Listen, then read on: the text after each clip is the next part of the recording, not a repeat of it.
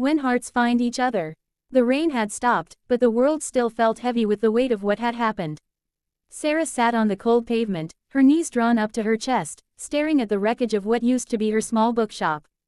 The fire had taken everything, her life's work, her dreams, and nearly her hope. The acrid smell of smoke still lingered in the air, mixing with the dampness of the evening. She didn't notice when Marcus first approached. He was just another face in the crowd of onlookers who had gathered to watch the firefighters finish their work. But something made him stay when the others had gone home, something in the way she sat so still, so small against the backdrop of destruction. "Excuse me," he said softly, not wanting to startle her. "Are you okay?" Sarah looked up, her eyes red-rimmed and distant. She saw a young man about her age, with kind eyes and hands shoved deep in his coat pockets. There was something genuine about his concern that made her throat tighten with unexpected emotion. "I'm fine," she lied, the words coming automatically. She'd been telling everyone she was fine all evening, the firefighters, the police, her insurance agent, her worried mother on the phone. Marcus didn't move away. Instead, he sat down on the curb beside her, maintaining a respectful distance. "Mind if I wait with you?" She wanted to tell him to leave, that she didn't need company, that she just wanted to be alone with her grief. But the words wouldn't come. Instead, she found herself nodding slightly. They sat in silence for a long time. The streetlights flickered on, casting long shadows across the wet pavement. Emergency vehicles began to pack up and leave. The crowd thinned until it was just the two of them, surrounded by the quiet devastation. "I lost my job 3 months ago," Marcus said suddenly, his voice barely above a whisper. "Felt like the end of the world. I know it's not the same as this, but I remember feeling like I was invisible, like I didn't matter to anyone." Sarah turned to look at him more carefully. There was something vulnerable in his admission that made her own walls start to crumble. "What did you do?" "I started volunteering at the community center," he said with a small smile. "Helping serve meals, reading to kids, whatever they needed. It didn't solve my problems, but it reminded me that there was still good in the world, still ways to make a difference." "I don't know how to make a difference anymore," Sarah whispered. "That bookshop was my whole life. I started it because I wanted to create a place where people could find stories that would change them, inspire them, help them feel less alone. Now it's just gone." Marcus was quiet for a moment, absorbing her words. "Tell me about it," he said. "Tell me about the bookshop." And so she did. In the gathering darkness, with the smell of smoke still heavy around them, Sarah found herself talking about her dream.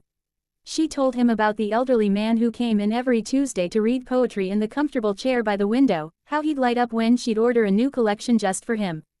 She talked about the teenage girl who was too shy to ask for help but would spend hours in the young adult section, and how Sarah would quietly leave book recommendations on the shelf where she knew the girl would find them. She described the children's story time on Saturday mornings, when parents would bring their little ones and the whole shop would fill with laughter and wonder. She talked about the book club that had grown from 3 nervous members to a tight-knit group of 15 friends who had found their chosen family within those walls. "It sounds like you created something beautiful," Marcus said when she finished. "Something that mattered to a lot of people. But it's gone now," Sarah said, her voice breaking. "The building is gone," Marcus corrected gently. "But the impact you had on those people, the connections you helped them make, the stories that changed their lives, that's still there. That's what you really built, isn't it?" Sarah felt tears she'd been holding back all day finally begin to fall. Marcus didn't try to stop them or offer empty platitudes about everything being okay. Instead, he simply sat with her in her grief, his presence steady and unwavering. As the night grew colder, he quietly shrugged out of his jacket and placed it around her shoulders. The gesture was so simple, so human, that it broke something open inside her chest. She leaned into him, and he wrapped his arms around her, holding her as she finally let herself feel the full weight of her loss. "I don't even know your name," she said through her tears. "Marcus," he said. "Marcus Chen." "Sarah," she replied. "Sarah Martinez. It's nice to meet you, Sarah Martinez," he said, and despite everything, she almost smiled at the formality of it. They stayed like that for what felt like hours, two strangers who had found each other in the aftermath of disaster. Marcus told her about his own struggles, the engineering job he'd lost when his company downsized, the months of rejection letters, the way his confidence had slowly eroded until he'd started to believe he had nothing valuable to offer the world. "The community center changed that," he said. "When I started volunteering, I met this kid named Tommy. He's 8, and his parents work double shifts, so he comes to the after-school program. He was having trouble with math, and I started helping him. The first time he got a problem right and his whole face lit up. I remembered why I became an engineer in the first place. Not for the paycheck or the prestige, but because I love solving problems and helping things work better. Do you still volunteer there? Sarah asked. Every day, Marcus said. I finally got a new job last month, not as good as my old one, but it pays the bills. But I kept the volunteering because it keeps me grounded. It reminds me that we're all connected, that we all have something to give each other. As dawn began to creep across the sky, painting the world in soft pastels, Sarah felt something she hadn't expected to feel again so soon: hope. Not for her bookshop, that was truly gone. But for the future, for the possibility that this ending might also be a beginning. I want to show you something, Marcus said, helping her to her feet. If you're up for a walk. Too tired and emotionally drained to resist, Sarah followed him through the quiet streets of their neighborhood. The city was just beginning to wake up, and there was something peaceful about moving through it in the gentle morning light. They stopped in front of a building Sarah had passed countless times but never really noticed, the Riverside Community Center. It was humble and a bit worn around the edges, but there was something welcoming about it, something that spoke of lives being changed within its walls. They've been looking for someone to help coordinate a literacy program, Marcus said quietly. Someone who knows books, who understands the power of stories. The pay isn't much, but it's about more than the pay, Sarah finished, understanding flooding through her. Want to meet some of the people you'd be working with? Sarah looked at the building, then at Marcus, then back at the building. Part of her wanted to run back to her apartment and hide under the covers, to grieve her loss in private and figure out her next move when she was ready. But another part of her, the part that had been awakened by this stranger's unexpected kindness, was curious. Okay, she said, let's go in. The next few hours passed in a blur of introductions and conversations. Sarah met Maria, the center's director, whose passion for serving the community was infectious. She met the volunteers who came in before work to help with the breakfast program, and the teenagers who had started a peer tutoring group.